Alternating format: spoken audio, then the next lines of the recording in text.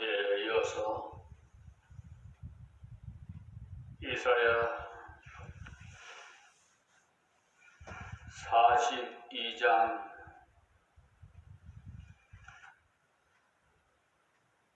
14절에서 25절 말씀을 봉독해 올립니다. 이 말씀은 교만한 자를 향한 경고의 한이 말씀입니다. 내가 오랫동안 고요히 하며 잠잠하여 참았으나 이제는 내가 해산하는 여인같이 부르짖으니 숨이 차서 심히 헐떡일 것이라. 내가 큰 산과 작은 산을 항목케 하며 그 초목을 마르게 하며 강들로 섬이 되게 하며 못들을 마르게 할 것이며 내가 소경을 그들이 알지 못하는 길로 이끌며 그들이 알지 못하는 첩경으로 인도하며 흑암으로 그 앞에 광명이 되게 하며 구은 데를 곱게 할 것이라.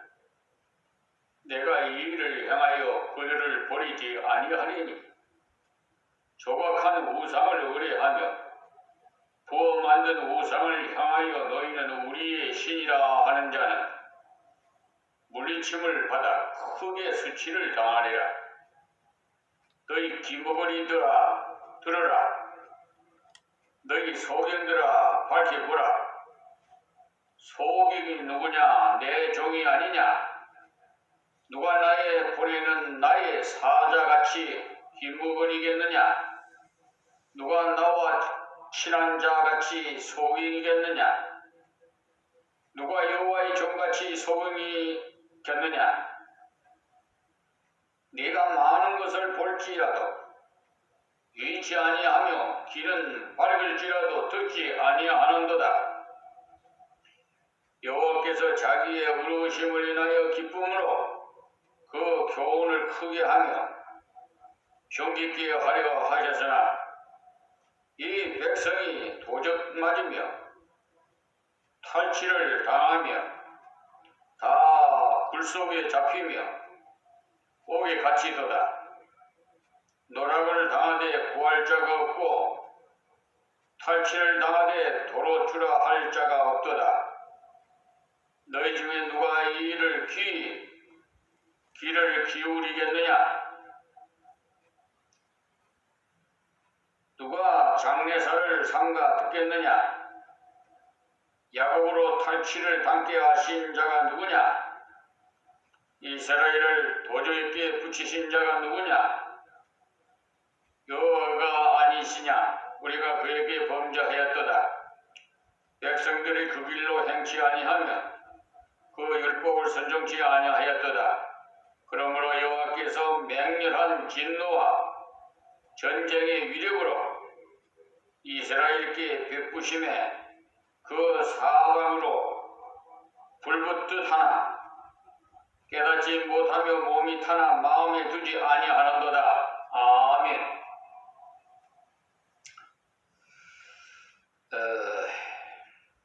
영계를2에서 41장부터의 내용을 간단하게 말씀드리면서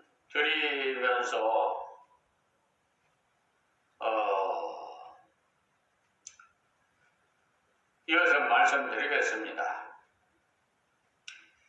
41장에서 본대로 이스라엘이 바빌론으로 포로로 잡혀가기 전에 앞으로 이스라엘이 포로로 잡혀갈 것을 예언했어요. 그리고 포로 생활하는 중에 고레스라는 왕이 일어나서 포로에서 돌려보낼 것을 예언했고요. 그러니까 앞으로 160년 후에 될 일을 이사야를 통해서 예언하신 거죠. 그러니까 이스라엘이 육신적인 해방을 받아서 포로에서 돌아올 것을 말씀하셨습니다. 그러니까 하나님께서 구원의 역사를 역사적으로 보이실 때는 이스라엘 민족을 통해서 보여주십니다.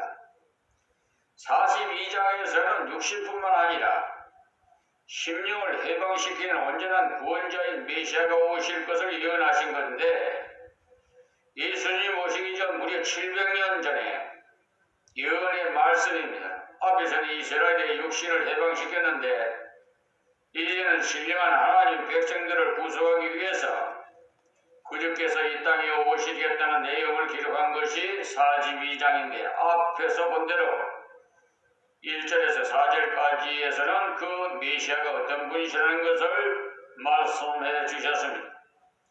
그분은 하나님께서 붙드시는 종이요 하나님의 택하신 자요 공의를 베푸시는데 목소리를 높여 외치지 않으신다고 하셨어요. 자기를 선전하지 않으신다는 겁니다. 조용히 역사에 가시는데 큰 역사가 일어난다고 했어요. 그리고 그는 사랑으로 역사하심으로써 상할 때도 꺾지 않으시고 꺼져가는 심지도 끄지 않으시는 온유하고 진실한 사랑으로 역사하신다고 하셨습니다. 그러므로 5절에서 9절까지는 메시아가 오셔서 하시는 일의 내용이고요. 소경의 눈을 밝게 하시고 갇힌 자를 옥에서 이끌어낸다고 했어요. 그러니까 소경을 어둠에서 구원하시고 갇힌 자를 옥에서 끌어내면서 흑암에 처한 자를 구원하신다고 하시는데 다음에 나오는 10절에서 25절까지에서는 주님이 어떤 귀한 일을 하시기 위해서 만백성을 초청하시는 그 이야기인데 지난 시간에서 13절까지에서는 세계 열방을 흩어진 모든 인민들이 주의 부르심을 들으라고 하셨는데 그 말씀을 듣고 광야의 사람들, 게달의 사람들, 셀라의 거민들이 나와서 구원을 받아서 감격하게 되는 자가 있다고 했어요. 그들은 예수의 후손들로서 버림받는 사람들임으로써 유대인들을 가치 있게 생각하지 않았던 사람들입니다. 그러나 신약에 와서는 그런 혈통이 문제가 안 된다고 했어요. 주님의 초청은 혈통과 전혀 관계가 없습니다. 이제 오늘 본문으로 묵상한 14절에서 17절까지부터 생각해 봅시다.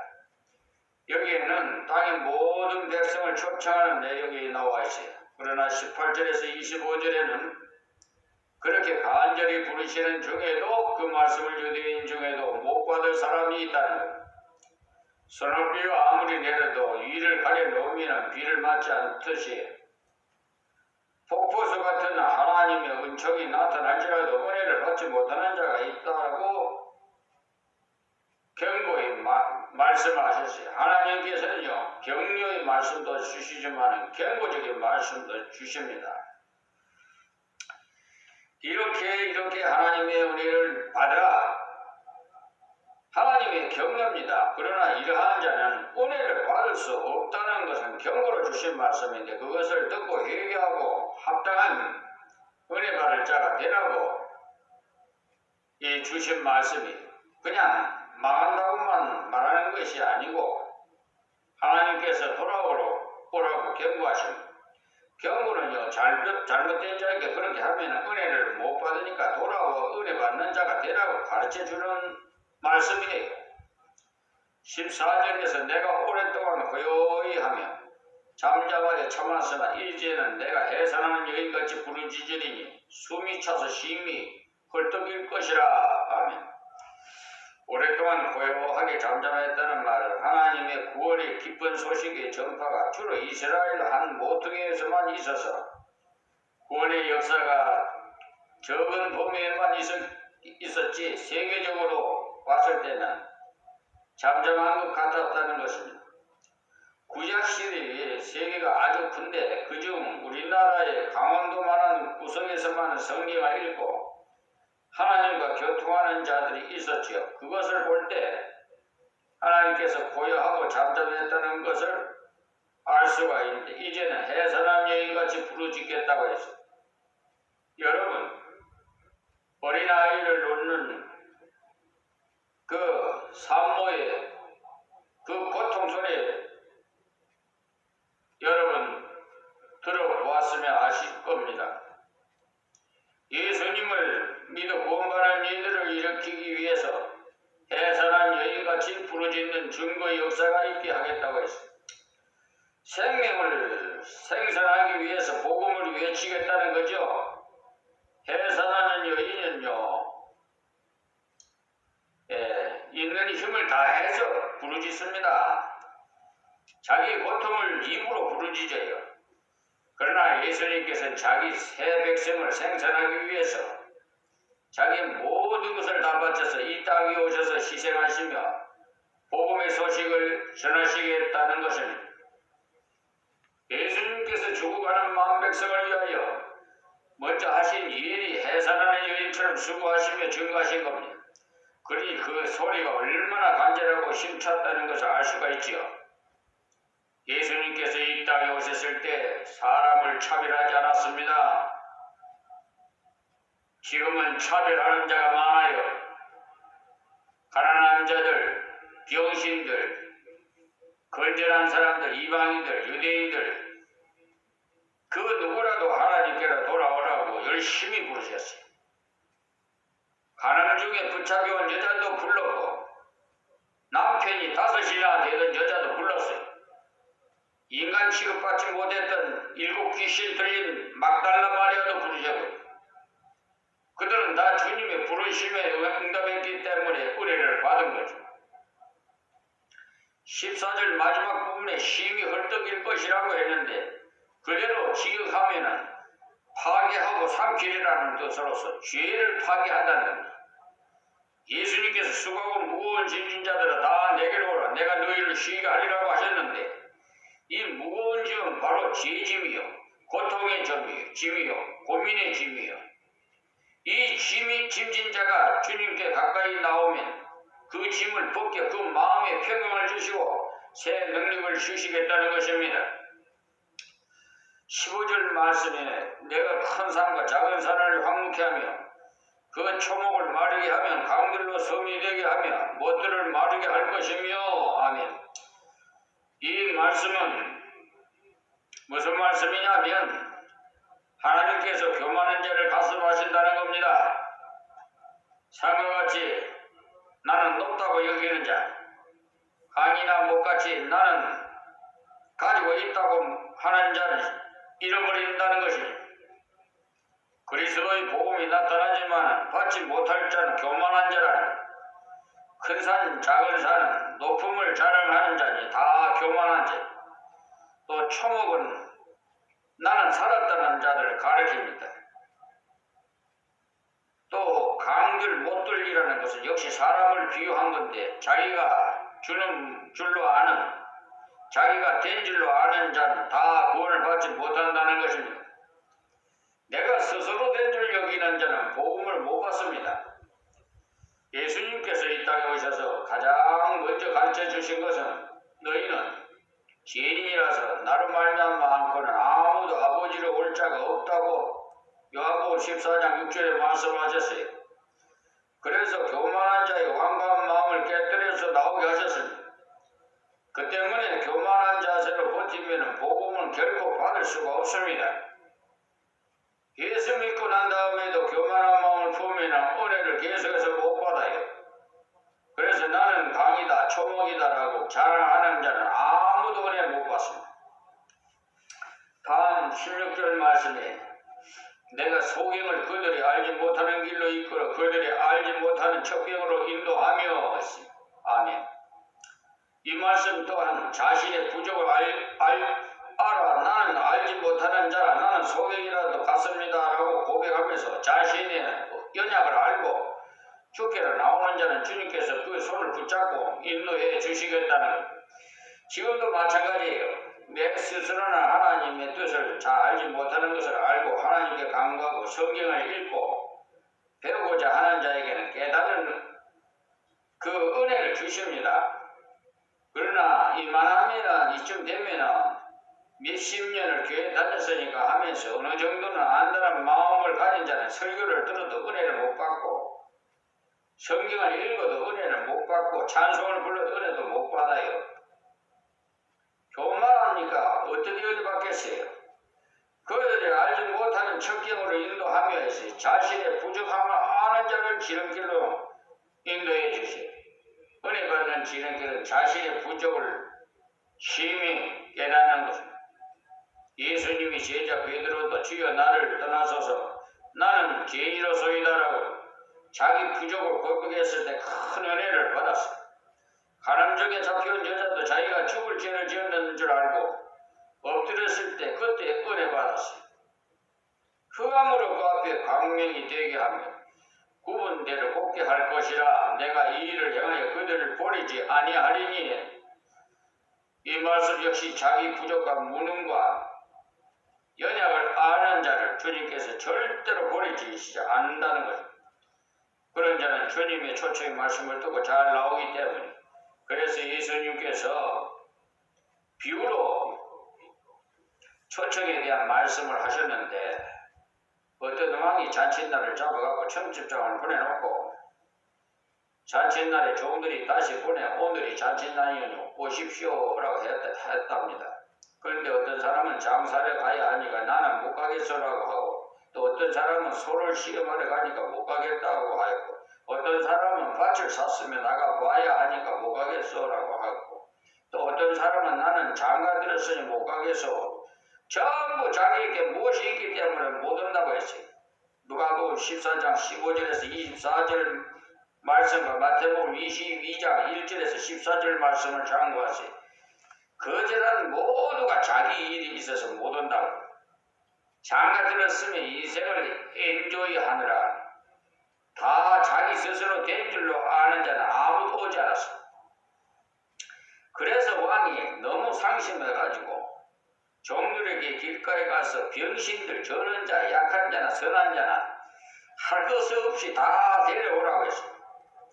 자기가 가난한 줄 아는 자는 잔치집에 먹으러 오라고 했을 때 당장 왔어요. 그렇게 자기 부족을 아는 자에게 하나님께서 은혜를 주신다는 겁니다. 때문에 예수 믿고 난 다음에도 자기 무능을 알아야 은혜를 계속 받습니다. 교만하면 못 받아요. 내가 30년, 40년 신앙생활 했는데 하면서 또 그 말씀으로 생각하고, 그냥 무시하고 교만하면은 마귀 사탄이요. 그 속에서 역사해. 그러니까 기도해야 돼. 누구라도 자기 무능을 알지 못하면은 배부르기 때문에 기도하지 않습니다. 자신의 괴로움을 깨닫는 자가 주여 내 마음의 평강을 주소서라고 기도하는 마음이 생기고 또 생활에 어려움이 있음을 깨달을 때 해결의 길 주시기를 기도하는 마음이 생기죠. 그리고 가정에 평화가 없을 때 위에서 주시는 평화를 구할 마음이 생겨서 기도하는 겁니다. 그 때문에 자신의 노력으로 안 되는 줄 아는 자가 주께 기도하고 은혜 받습니다. 육신적으로 많은 것을 갖춘 사람이라도 성경을 읽고 신령한 은혜를 받으면 자기의 부족을 자꾸 알게 돼요.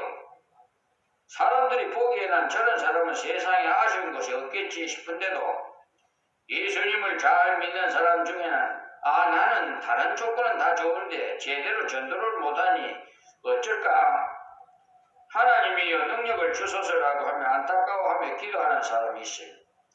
또 어떤 사람은 자기는 부유함으로 다른 사람에게 사랑을 나누어야 할 텐데 사랑이 부족함을 느껴서 주여 형제를 사랑하는 마음을 주시옵소서 하라고 기도하게 되는 거죠.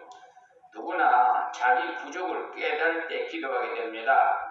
그래서 구원받은 사람도 겸손이 없으면 은혜를 못 받습니다. 다음 17절 말씀에 조각한 우상을 의뢰하며 부어만든 우상을 향하여 너희는 우리의 신이라 하는 자는 물리침을 받아 크게 수치를 당하리라. 이상하게도 교만한 사람이 우상을 섬겨요. 자기가 자기 섬기는 것을 만들었으니 얼마나 교만합니까? 우상 숭배자들은요 결과적으로 자기가 하나님을 만든 거예요. 그런데 예수 믿는 사람 중에도 교만한 자가 있어요.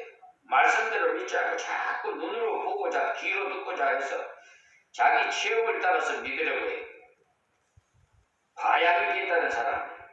하나님을 믿는 것이 아니라 자기 눈을 믿는, 눈으로 보고자 한 하와가 쳐다보니까 광짓도 하고 뭐짓도 하고 지혜롭게도 할 만한 따먹어버렸어요. 하나님께서는 정령 죽으리 따먹지 말라고 했는데 자기 판단으로 쳐다보니 좋아만 보였던 모양이, 그것이 바로 자기 눈을 믿고 자기 머리를 믿는 우상숭배와 통하는 것. 큰 나무는요, 왜 주셨습니까? 사용하라고 주셨으니까 그것은 우리가 사용하면 됩니다. 베어서 가구를 만들고 집도 짓고 땔감을 쓰면 되지요. 그것은 하나님의 뜻을 따라 사용하라고 주셨고요. 그런데 그 나무를 조각해가 세워놓고는 절하면서 복달라고 하니 얼마나 어리석습니까? 또 어떤 의미론을 얼마나 교만합니까? 자기가 하나님을 만들었으니까 말입니다. 우리는 하나님 말씀대로 믿고 말씀대로 순종합시다. 그것이 참 겸손이고 진심. 고개를 푹 숙였습니다. 나직이 말하는 것이 겸손이 아닙니다. 순종이 겸손의 표입니다. 만왕의 왕신 예수님께서 예루살렘에 입성하실 때 말을 타셔야 할 텐데도 불구하고 나귀 새끼를 타고 입성했잖아요. 그 이유는 많은 사람들이 가까이 와서 자유롭게 만나볼 수 있도록 하시기 위한 것입니다. 누구든지 오면은 맞이해 주려고 겸손한 주님은 어린 나귀를 타셨어요. 그것은 또 하나님 말씀을 순종하기 위한 것이었고요. 하나님께서 그 스가랴 선지자에게 메시아가 나귀 새끼를 타고 입성하게 되리라고 하셨기 때문에 말씀대로 순종하시고, 스가랴서 9장 9절의 말씀, 빌립보서 2장에도 보시면 주님의 마음을 가장 겸손한 마음이라고 했는데, 어떤 마음이기 때문에 겸손하다고 했느냐 하면 죽기까지 복종하는 마음을 가진 것을 겸손의 극치로 표현했습니다. 그러니까 하나님 말씀하신 대로 믿고 순종하는 것이 참 겸손이, 그렇게 순종할 때 은혜를 받습니다. 18절부터는 은혜가 넘치는 때 은혜를 못 받는 사람에게 대해서 나오는데, 이들이 곧 이스라엘 백들 중에 있는 주로 교만한 자들, 지도자들이 우리 목사들, 선지자들, 좀 귀를 열고 들어야 돼요. 그들은 교만함으로 은혜를 못 받아요. 오늘은 여기에서 말씀드리겠습니다. 하나님 고맙고 감사합니다. 오늘도 주신 말씀이 저 땅끝까지 귀 있는 자는 다 듣게 하옵소서. 또한 각 나라마다 방언이 다르기 때문에 하나님 은혜 베풀어 주셔서 다 보고 듣고 번역을 해서 다 은혜 받게 해 주시옵시고, 우리 주님 재림에 기름 준비하는 모든 그리스도인들이 되게 하여 주옵소서. 예수님의 이름으로 기도하옵나이다. 아멘.